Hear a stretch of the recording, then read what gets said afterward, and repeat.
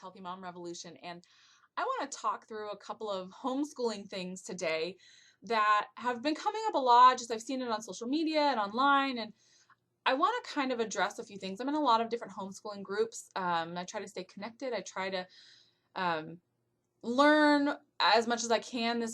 Coming up this fall will only be my second year homeschooling, so I'm still pretty new to the whole homeschooling community. But I want to address something that continues to come up, and I want to address it from a couple of different standpoints. But first of all, I want to talk to you a little bit about why it's important to me, because when I decided I was going to homeschool my child, and that was the direction I believed God was calling me to, is to teach my child at home.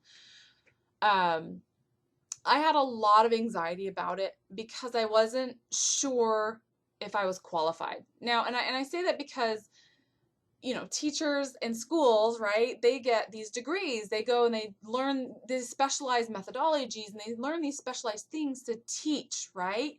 And they're phenomenal. Most teachers I know are incredible people. They deal with 25, 30 kids day in and day out, and they are responsible to teach all of them, which is a huge responsibility, a huge task.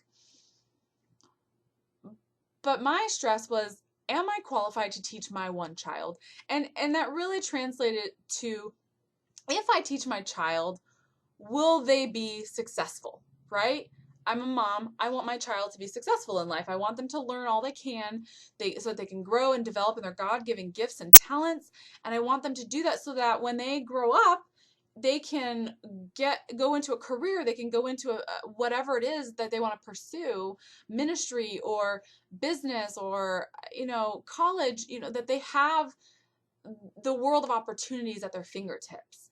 And so homeschooling, to me, I wasn't homeschooled. I went through public school myself. And so to me, even though I knew a lot of people who homeschooled, it still seemed like this very mysterious thing. I wasn't sure about it. How does it work? How am I going to be able to impart these things I know to my child? And how am I going to be able to impart things I don't know to my child, right? Because there are going to be things that they're going to learn later on that I don't know, and I'm going to have to learn it alongside them so that I can teach it to them, or so that they can learn it.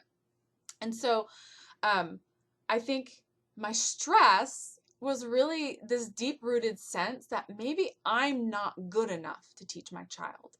And maybe I'm not good enough. But the fact of the matter is that God gave me my child, my children, but my child that I homeschooled this past year, God gave him to me.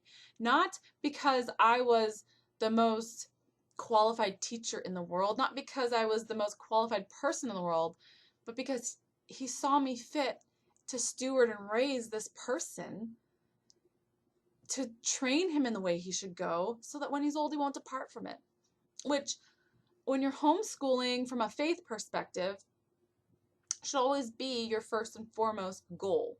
Train your child in the way they should go, so that when they're old, they won't depart from it. And for those of you who are not faith-based and you're homeschooling, that's cool too. You're going to raise them in your values because they're at home with you, and that's okay. You're going to train them in the way you want them to go. You want them to have good character. You want them to have good values. You want them to treat other people with kindness. You want them to learn. You want them to have a heart and a hunger and a thirst for learning and for knowledge and for growing. And you want them to be good people. And that's great. So I want to talk about a few things, maybe one or two or three things related to homeschooling and this concept that as mothers, we're not good enough to homeschool our children. Okay? So number one, it's a lie. You are good enough to homeschool your children. I want you to say it to yourself.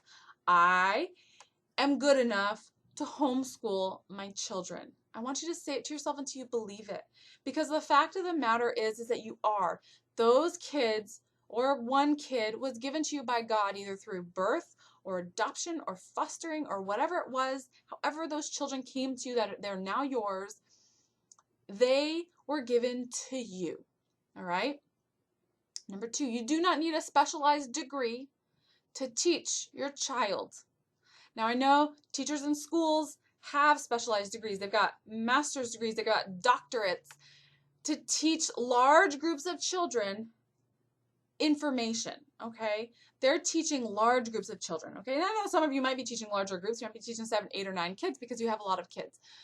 But for those of us who are teaching 1, 2, 3 kids, we only have a handful, right? And none of us, whether you're teaching 1 or 10, because that's how many kids you have, we don't need specialized degrees to teach them, because I'm going to tell you a secret that I've learned this year. Kids are natural learners. I don't know if you've ever watched them. They naturally learn, right? You say a word and you shouldn't have said it, and guess what? Your kid picks it up. You didn't even have to try, right? So let's be real. Kids are natural learners. So if you, as a mother, put things in front of them for them to learn, either through books, activities, movies, programs, hands-on things, playtime, museums, trips, whatever it is, field trips, sports, ballet, music, all of these things, whatever you put in front of them, right? They're going to naturally start to pick up, and they're going to naturally start to learn. And they might take a little bit longer than others, and some of them might go really speedy through it. But it's okay, because the fact of the matter is my kid's not competing with your kid. My kid, hi buddy. My kids aren't competing with your kids. My kids are learning on their own. They're learning on their own timing. Hey bud, come here, where you at? And so you can teach your children at home, and you don't need a specialized degree to do it. So if that's your fear, is that, oh wait, I don't have a degree, I don't have the specialized thing, I can't do it. I'm going to tell you right now, you can. You can do it. And because they're yours, they're your children. The next thing is that, so that was 1, that was 2. I'll go with the third thing here. Stop comparing. I've heard comparison's the thief of joy, and it is so true. You get it all the time. You get the people who are like, oh, my kid does this and my kid does that. And I don't think we're ever intending to compare our kids in terms of, like, my kid's better than yours. I don't think that's the intention of most moms. But it becomes a thing where us personally, sometimes we can compare ourselves to your child when we're constantly hearing, oh, my kid's in this honor roll, and my kid's doing this big thing, and my kid's so smart, and my kid's so well-rounded, and my kid's so talented. And that's great. I want your kids to be all of those things, but let's not compare our children to those children, because your kid is different than their kid, right? Your lifestyle is different than their lifestyle. Your values are going to be different than their values. Pick what matters to you and your family, and what matters most to you, and focus on doing those things, and do them well, and do them with excellence, right?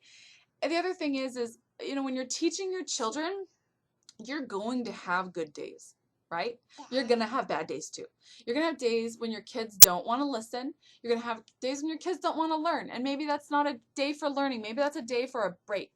Maybe that's a day for you to say, hey, let's go to the park and play today. Because the beauty of homeschooling is it doesn't have to be school at home. It doesn't have to look like sitting down for an hour at a time to learn a subject.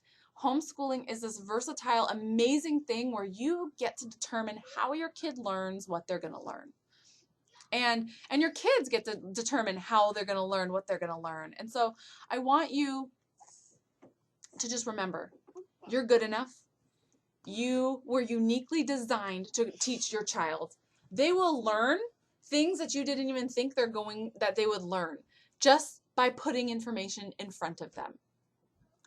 And you can teach them.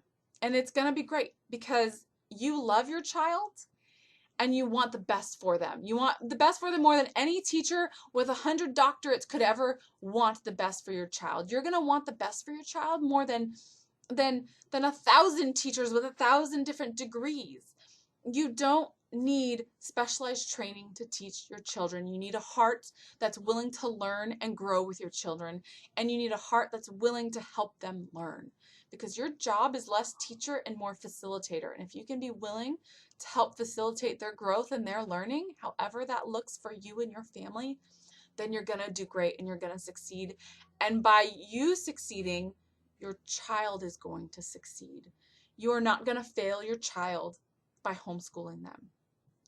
You are going to exceed anything that you thought was possible by doing it. And whether you do it for a year or 10 years or the whole time, it's okay. For whatever season you're in that you're going to homeschool, you can do it. I know you can. So if you have any questions, please put them below and reach out to me if you want to learn more about homeschooling and about how you can